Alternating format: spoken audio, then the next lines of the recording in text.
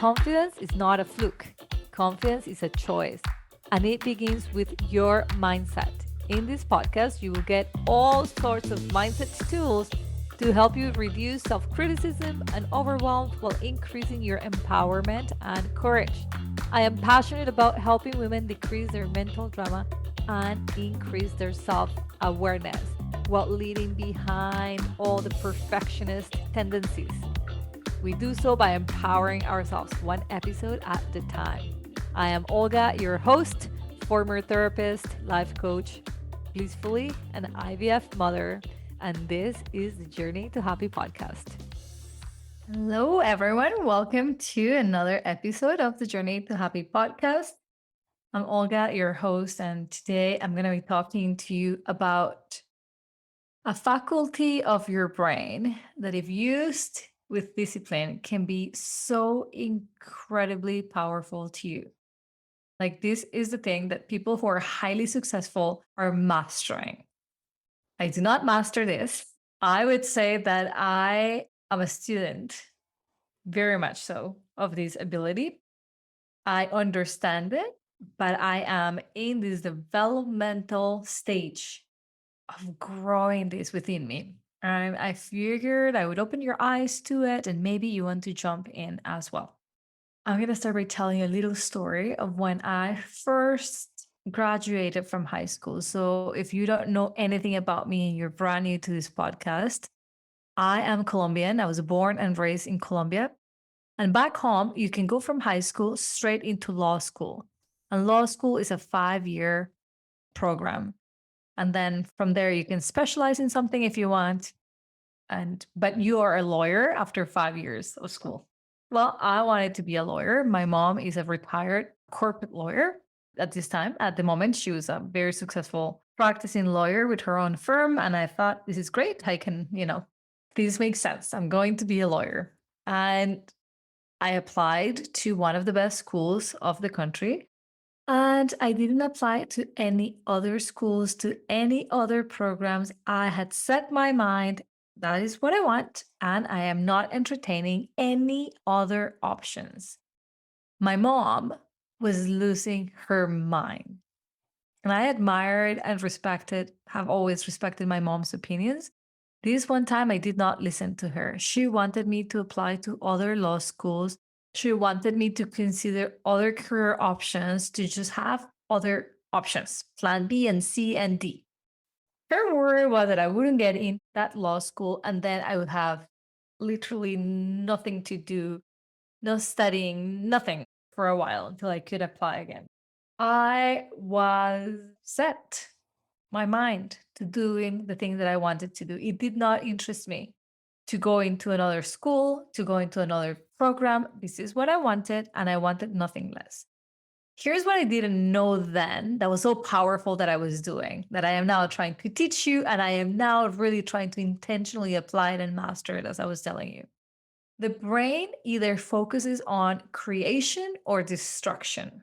That's it. There is either the energy of that creative energy that is creating something, or there is the energy that is destroying something. So think a day of your life as an example. What are you thinking about most of the time?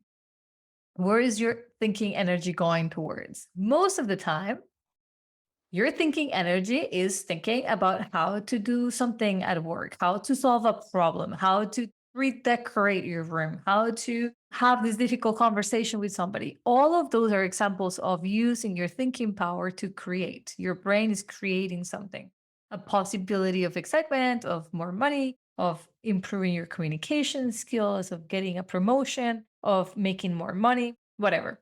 But you might also be spending a lot of your thinking time destroying your self-esteem, your confidence, your relationships, just by sitting there thinking, what if my husband was to leave? What if I was to say the wrong thing? And then you begin to just give so much power to those thoughts. So that's what I mean by destroying or creating. I feel that there is always a creative energy flowing through our bodies, but equally as fluent, there can be a destruction one. And we get to choose which one we want to use the most. Now, I am convinced that we can have both energies at the same time.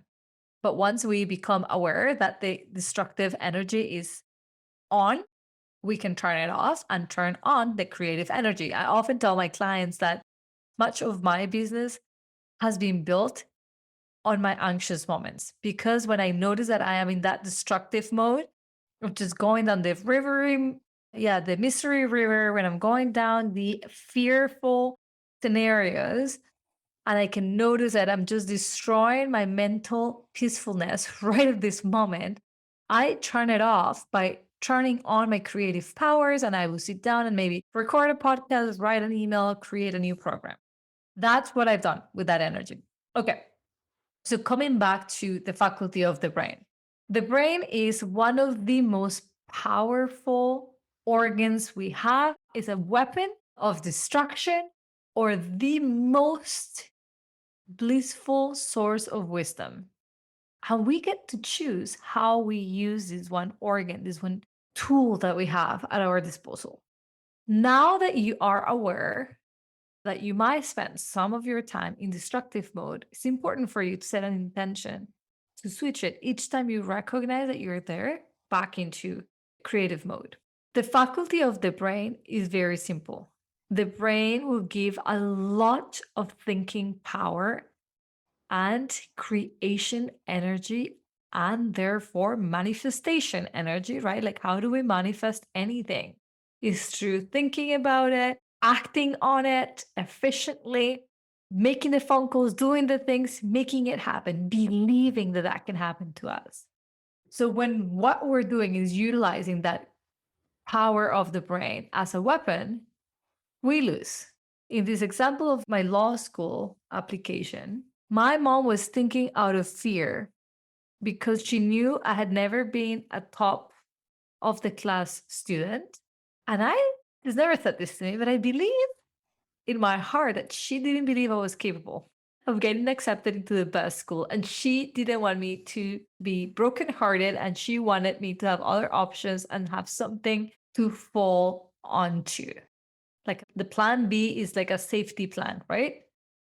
What I did at that moment intuitively was to save all of my thinking energy, all of my wishful thinking, all of my creative and manifesting thinking energy towards the one plan I really truly wanted. And I remember thinking in my heart, like thinking that in my heart of hearts, this was in such an alignment with what I wanted.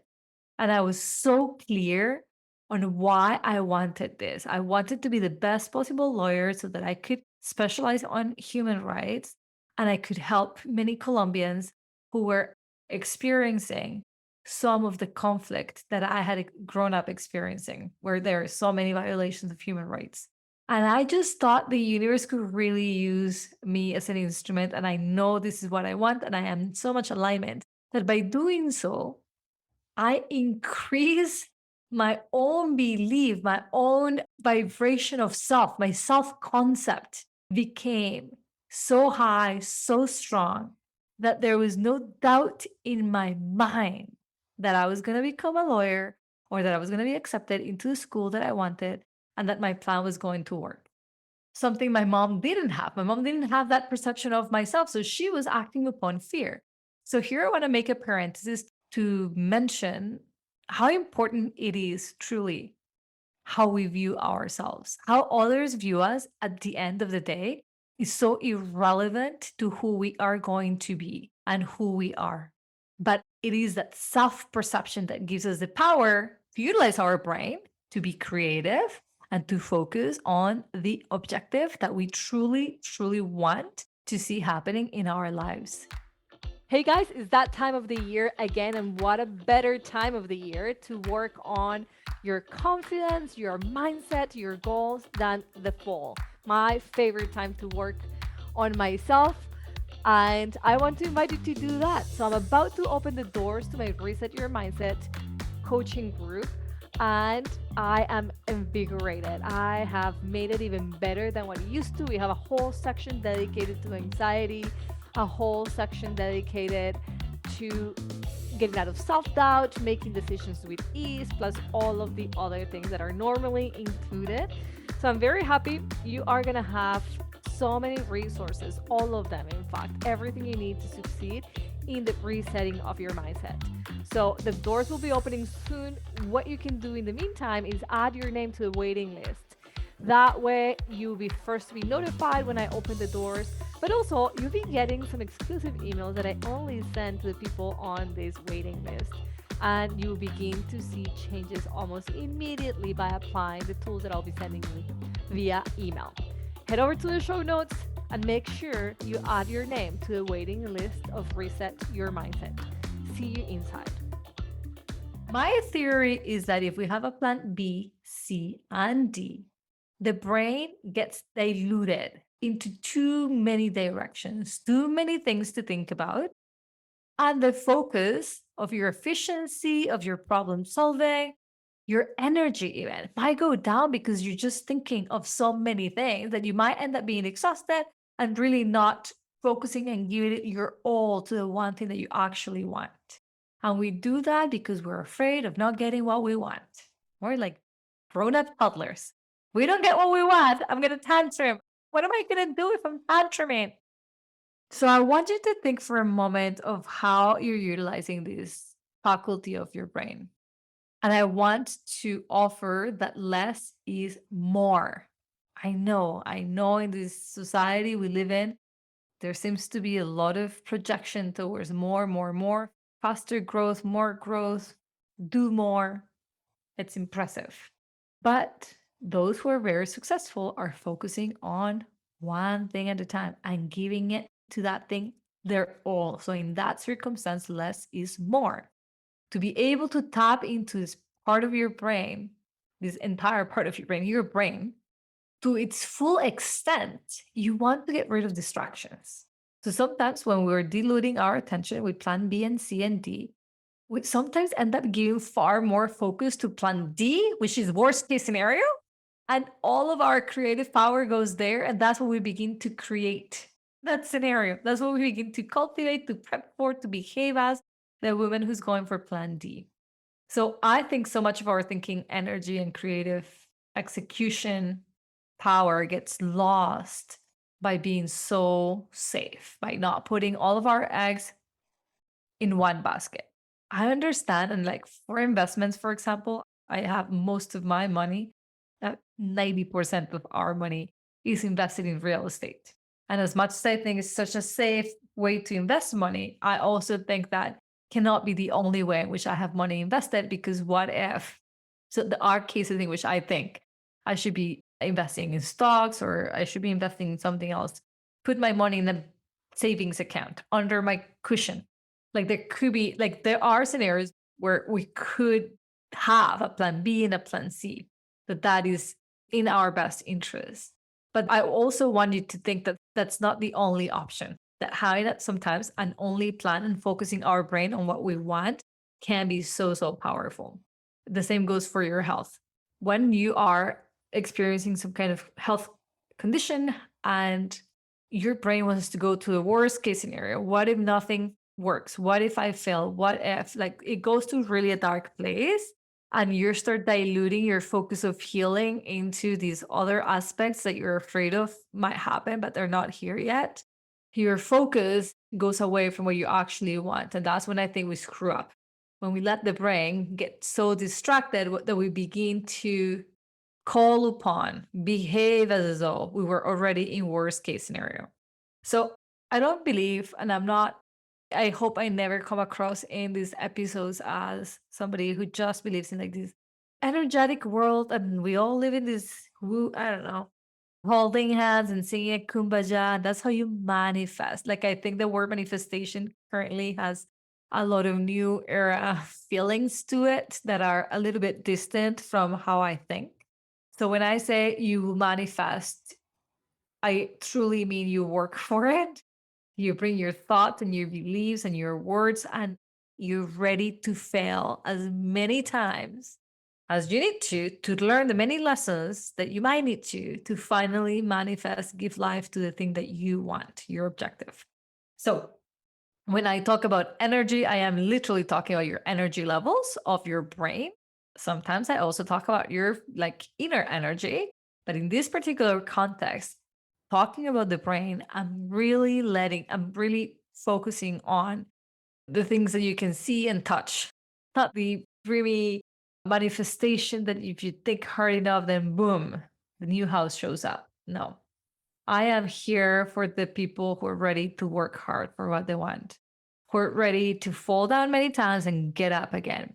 And I'm here to remind you that less is more, that if you want to actually get there faster and safer, then give your brain discipline to stay on the thing that you want. It is so freaking tempting to go into a plan B and a plan C so that we're safe, but you're less excited about those. And oftentimes you end up spending more of your thinking, time, creative energy in plan D and C and E and not on the plan that you actually want. A. So persistency, commitment, belief are the words that you want to keep in mind when you're working towards your goals. I personally knew I was going to apply to the same school until they got me in. I was ready to be persistent. I didn't know that I was going to get in the first time I attempted to. I had a feeling I was because it was so in alignment. I had such a clear intention that this was good for me and everyone else. I really had a clear intention, and my heart felt like so big and excited when I thought of getting into that school. I knew I didn't have to divert my energy anywhere else. I didn't want to think of another school. I didn't want to think of anything else. I wanted all of my eggs in one basket, and I had built my confidence that I was going to get in. And it was a matter of time. And I say commitment and persistency because many of us quit the moment we don't get what we want. We don't get what we want, and we just pack our bags and say, oh, well, I tried, which is what led us to have a plan B and a plan C. And then we're like, well, I guess plan A wasn't meant to be. I'm going to go into plan B. And what if you didn't have a plan B and a plan C? What if you told yourself, this is it? Because I really want it. And if it takes me 5 years to get there, it takes me 5 years. Of course, use your discretion to know when it's totally appropriate to have an only plan, all my eggs in one basket versus a plan B and a plan C. I'm sure part of me thinking that way was the fact that I was 18 or 19 years old and I didn't think of, you know, anything was impossible. And that's such a beautiful aspect of our youth. How we think everything is, our youth thinks everything is possible, right? And that's so beautiful when they do think that way. And I wish I had never lost that. That's the part that I'm now trying to master because it can be so incredibly powerful when we think, yes, I'm going to do this. And I'm going to focus only on what I want. And I'm going to let go of distractions, even though they're so tempting because the brain wants to freak out and make you feel safe. So it's going to give you all of the scenarios that you should be worried about. But in doing so, we divert thinking energy. We stop committing to what we really want, thinking of what we really want, believing that we're capable of having, that we're worthy of having what we really want. So walk away from this episode just really giving space to think about how this sits with you, but most importantly, how much of your thinking energy is being spent right now in distractions versus being really committed to giving your 100% to the one thing you want. And notice how maybe there is discomfort coming up when you think of dropping a plan B and a plan C. And if that discomfort exists, trust me, it is because you don't believe with all of your existence that plan A is possible for you. So I really want you to think of that. If you truly believe plan A is possible for you, why have a plan B and C? Why waste time in that? So if you're still working on plan B and C and D and E, I want you to think of how can I grow my belief in plan A? What are all the ways in which plan A can work for me? Who benefit? What if plan A didn't happen when I thought it would happen, but it happens 2 years later? Am I willing to keep going at it for 2 more years? And if so, what are the thoughts that I will have to have about myself and about that process to make it to that goal? This is the type of thinking I am encouraging my clients to do. This is the type of thinking I am coaching myself through. And so I thought I'll come to the podcast and share with you guys. And I hope you enjoy this episode. And I want to invite you guys to come over to my Instagram page, Olga's Way Coaching, and say hi, introduce yourself. Specifically, I want to know how you liked these episodes. So leave me a review if you get a chance. Come over onto Instagram and say hi, or head over to the show notes and see what's happening. I think we have, at the time that this is going to be releasing, we might have a Detox the Mind starting app or a Reset Your Mindset program. Both are happening in the fall. All right, guys. So thank you so much for listening, and I will see you guys next week. Bye now.